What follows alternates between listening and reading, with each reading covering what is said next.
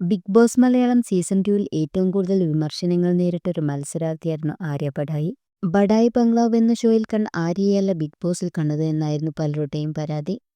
എന്തായാലും ഷോയിൽ പങ്കെടുത്തതോടെ ആര്യയുടെ ജീവിതം കീഴ്മേൽ മറിയുകയായിരുന്നു. കടുത്ത സൈബർ ആക്രമണമടക്കം താരത്തിന് നേരിടേണ്ടി വന്നു. ഇപ്പോഴിതാ വർഷങ്ങൾക്കിപ്പുറം എന്തുകൊണ്ട് താൻ ബിഗ് ബോസിൽ പോകാനുള്ള തീരുമാനമെടുത്തുവെന്ന് പറയുകയാണ് ആര്യ. അയാം വിത്ത് ധന്യ എന്ന ഷോയിലൂടെയാണ് പ്രതികരണം. ഞാൻ എൻ്റെ അവസ്ഥ കൊണ്ടാണ് ബിഗ് ബോസിലേക്ക് പോകുന്നത്. 2019-ലാണ് ഞാൻ ബിഗ് ബോസിലേക്ക് പോകുന്നത്. 2018-ലാണ് അച്ഛൻ മരിക്കുന്നത്. അദ്ദേഹം മരിക്കുന്ന സമയത്ത് ഞാൻ മഴവിൽ മനോരമയിലും സി ചാനലിലും പ്രോഗ്രാം ചെയ്യുന്നുണ്ട്. അച്ഛൻ്റെ ചികിത്സാ സമയത്ത് ഒരുപാട് പൈസ ചിലവായി. അദ്ദേഹം ഒരുപാട് നാൾ ആശുപത്രിയിൽ കിടന്നിരുന്നു. അച്ഛൻ അനിയത്തിയുടെ വിവാഹത്തിന് സേവ് ചെയ്ത പണവും എൻ്റെ പണവും എല്ലാം ആശുപത്രിയിൽ ചിലവാക്കി. കടം വാങ്ങിയ തുകയും എടുത്തു. ബിഗ് ബോസിലേക്കുള്ള കോൾ വരുന്ന സമയത്ത് ഒരു വർക്കും എനിക്കില്ലായിരുന്നു. അടുത്തത് എന്ത് ചെയ്യുമെന്ന് ധാരണയില്ലാതിരിക്കുമ്പോഴായിരുന്നു ബിഗ് ബോസ് ഓഫർ വരുന്നത്. സാമ്പത്തികമായി വളരെ മികച്ച ഓഫർ കൂടിയായിരുന്നു അത്. അതുകൊണ്ട് പോകാമെന്ന് തീരുമാനിച്ചു. സീസൺ 2-ലേക്കാണ് ഞാൻ പോകുന്നത്. ആദ്യ സീസൺ അത്ര പ്രശ്നമായിരുന്നില്ല. ആർക്കും മനസ്സിലാകുന്ന പോലും ഉണ്ടായിരുന്നില്ല. രണ്ടാം സീസണോടെയാണ് ഇത് വലിയ കണ്ടന്റ് ഉണ്ടാക്കാൻ പറ്റിയ മേഖലയാണെന്ന് തിരിച്ചറിഞ്ഞത്.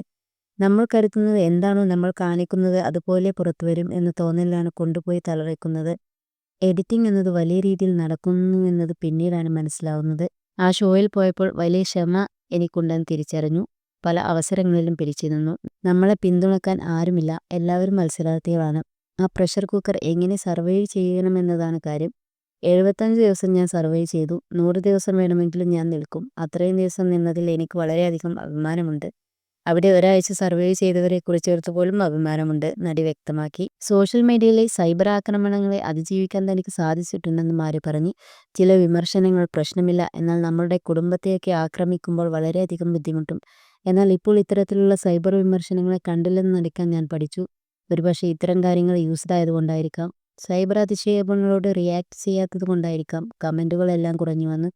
ആദ്യമൊക്കെ ഞാൻ എപ്പോഴും പ്രതികരിക്കുമായിരുന്നു. പിന്നെ തിരിച്ചറിഞ്ഞു ഇതിൻ്റെ ആവശ്യമില്ലെന്ന് ആര്യ പറഞ്ഞു. തനിച്ച് ജീവിക്കാമെന്നൊക്കെ ആളുകൾ പറയും, എന്നാൽ എനിക്കത് എളുപ്പമല്ല. ഞാൻ വളരെ ഇമോഷണൽ വ്യക്തിയാണ്. എല്ലാം പങ്കുവെക്കാൻ ഒരാൾ വേണം എനിക്ക്. ജീവിതത്തിൻ്റെ അവസാനം വരെ അങ്ങനെ ഒരാൾ ഉണ്ടെങ്കിൽ അതല്ലേ നല്ലതെന്ന് തോന്നിയിട്ടുണ്ട്. എൻ്റെ ചുറ്റിലുമുള്ള പലരും വളരെ നന്നായി ജീവിക്കുന്നത് ഞാൻ കണ്ടിട്ടുണ്ട്. ചില സുഹൃത്തുക്കൾ കല്യാണം കഴിഞ്ഞവരാണെന്നും തോന്നില്ല. അത്രയും അടിച്ചു പൊളിച്ച് കഴിയുന്നുണ്ടാകും. അപ്പോൾ അങ്ങനെ ഒരു ലൈഫ് എനിക്കും വേണമെന്ന് തോന്നി. ഇപ്പോൾ വളരെയധികം സന്തോഷത്തിലാണ് ഞാൻ, ആര്യ ബഡായി പറഞ്ഞു.